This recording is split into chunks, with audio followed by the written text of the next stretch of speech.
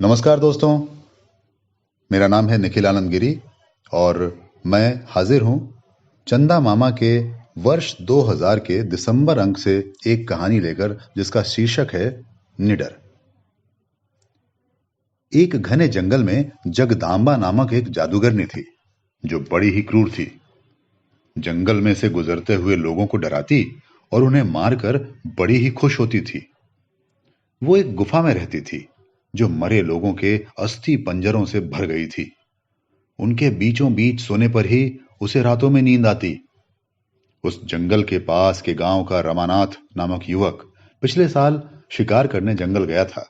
जादूगरनी ने उसे मार डाला, इसीलिए गांव के लोगों ने जंगल की तरफ जाना भी छोड़ दिया। वीर रमानाथ का छोटा भाई था। लोग कहा करते थे कि ऐसे निडर युवक को आज तक हमने देखा ही नहीं। एक दिन उसने ठान लिया कि जादूगरनी की जान लेकर ही रहूंगा। किसी से बताए बिना वो निर्भीक होकर घने जंगल में घुस गया। वीर जब जगदांबा के निवास स्थल पर पहुंचा तब उसने देखा कि वो बरगद के विशाल वृक्ष के नीचे बैठकर सोच में पड़ी है। इधर कुछ दिनों से कोई मानव उधर से गुजर नहीं रहा था, इसीलिए उसी के पास आते हुए वीर को देखकर वो बेहद खुश हुई। उसकी आंखें चमक उठी। वीर जादूगरनी के पास आकर बोला, दादी, मजे में हो? अपनी आंखों से आग बरसाती हुई वो बोली, मजे में हूं, इसीलिए तो यहां आराम से बैठी हूं। अरे मेरे पोते, कहां जाना है? क्या कहूं ताई, मेरा नाम वीर है। सब कहते हैं कि मैं जानता ही नहीं कि डर क्या होता है। गुरु ने पाठशाला में सभी विद्याएं सिखाई, पर यह नहीं सिखाया कि डर क्या होता है। इधर कुछ दिनों से मुझे डराने वालों की खोज में हूं, किंतु कोई दिखाई ही नहीं पड़ रहा। वीर ने निर्भीक होकर कहा, ऐसी बात है पोते, तब तो तुम सही जगह पर ही आए हो। जल्दी ही तुम्हें परलोक पहुंचने का रास्ता बताऊंगी। विकट अट्टहास करते हुए जगदांबा ने कहा, मुझे डराने वाले परलोक में भेजने का तुम्हारा इरादा है? जरूर भेजना। मैंने तुम्हारे बारे में बहुत कुछ सुन रखा था। लोग कहते हैं कि जादूगरनी जगदांबा का रूप भयंकर होता है। उसे देखते ही हाथ पांव कांपने लगते हैं। पर तुम तो बड़ी ही सुंदर लग रही हो। तुम्हारी ये बिखरे बिखरे सफेद बाल, तुम्हारी ये चपटी नाक, आग बरसाती हुई तुम्हारी ये आंखें, वाह, तुम्हारी सुंदरता का कितना ही वर्णन करूं, कम है। वीर ने उसकी भरपूर प्रशंसा की। जादूगरनी उसकी बातों से खुश हो उठी और बोली, पोते, सच बता रहे हो ना? क्या सचमुच मैं इतनी सुंदर हूं? तुम्हें मेरी बात पर विश्वास न हो तो रूप रंग आईने में देख लो। कहते हुए अपनी थैली में से आईना निकालकर वीर ने उसे दिखा दिया। आईने में अपने चेहरे को देखकर जादूगरनी को लगा कि वो बहुत ही सुंदर है। वो थोड़ा शर्मा भी गई।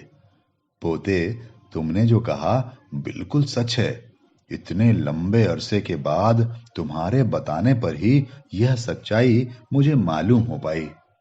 चलो स्वादिष्ट खाना खिलाती हूं।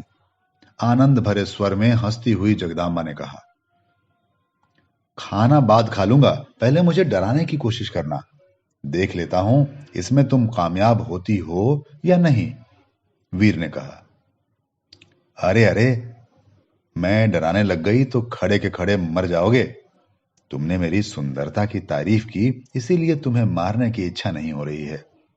नखरे दिखाती हुई जगदांबा ने कहा, मैं जान गया कि तुम में मुझे डराने की हिम्मत नहीं है। अब यहां रहने से क्या फायदा है। अब मैं चला। कहता हुआ वीर मुड़कर जाने लगा। ऐसी बात है तो चलो मेरे साथ। वह उसे अपनी गुफा के अंदर ले गई।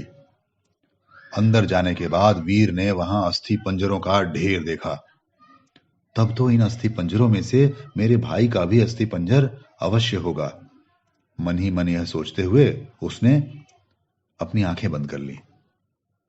इतने में जादूगरनी किकियाती हुई बोली, अरे मेरे पोते, इनमें से मैंने किसी की भी हत्या नहीं विष देकर की, नहीं चाकू से भोंक कर। कहते हैं अकलमंद को इशारा काफी है। तुम अक्लमंद हो तो समझ गए होगे कि मैं कितनी भयंकर जादूगरनी हूं। मैं देख रही हूं कि इन अस्थि पंजरों को देखते ही तुम्हारे चेहरे का रंग उड़ गया है। अब समझ गए कि मैं क्या हूं? इन सबों के दिल खरगोश के दिल होंगे, अव्वल दर्जे के कायर होंगे। मैं इनमें से नहीं हूं। मेरा दिल शेर का दिल है, वीर ने कहा।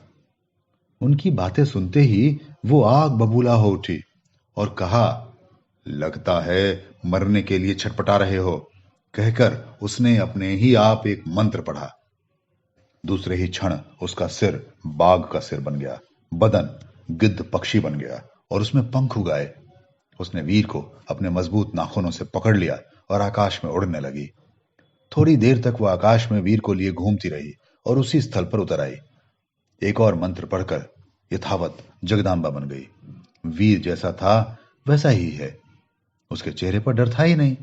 नहीं वह अपनी प्राण रक्षा के लिए गिड़गिड़ाया और नहीं अपनी हार मानकर सिर झुकाकर खड़ा रह गया।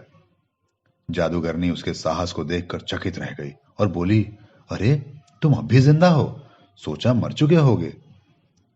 मैं तुम्हारे इन करतबों से थोड़े ही मरने वाला हूं। मुझे आकाश में घुमाया इसके लिए धन्यवाद। बड़ा मजा आया, वीर ने कहा।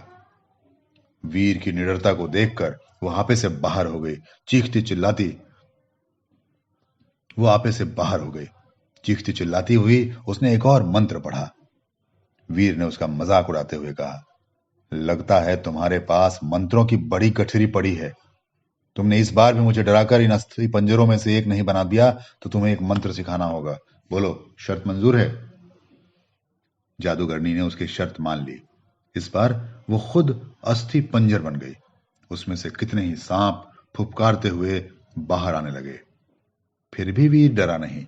उसके माथे पर डर के कारण एक सिकुड़न भी दिखाई नहीं पड़ी।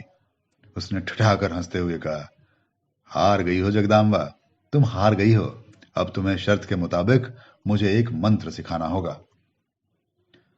तुम्हारा दिल दिल नहीं, चट्टान है, कहकर वह निजी रूप में बदल गई। थोड़ी देर तक सोचने के बाद जादूगरनी ने कहा, ठीक है, तुम्हें मंत्र सिखाऊंगी। ये साबित करूंगी कि जादूगरनी अपने वचन से नहीं टलती। फिर उसने वीर को एक मंत्र सिखाया। वीर ने कहा, इतना छोटा सा मंत्र, बिच्छू के इस मंत्र से क्या फायदा?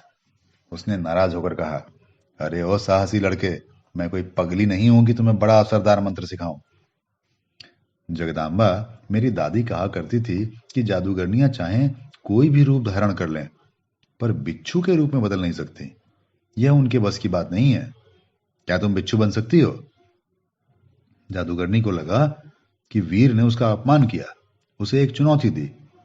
वह तिलमिला उठी, बोली, तेरी ये हिम्मत, मेरी ही शक्ति पर शंका कर रहा है? तूने आखिर मुझे समझ क्या रखा है? फिर वह तुरंत बिच्छू बन गई और वीर को डंक मारा। जादूगरनी का सिखाया हुआ मंत्र वीर मन ही मन पढ़ने लगा। इसके कारण बिच्छू के डंक ने उसका कुछ नहीं बिगाड़ा।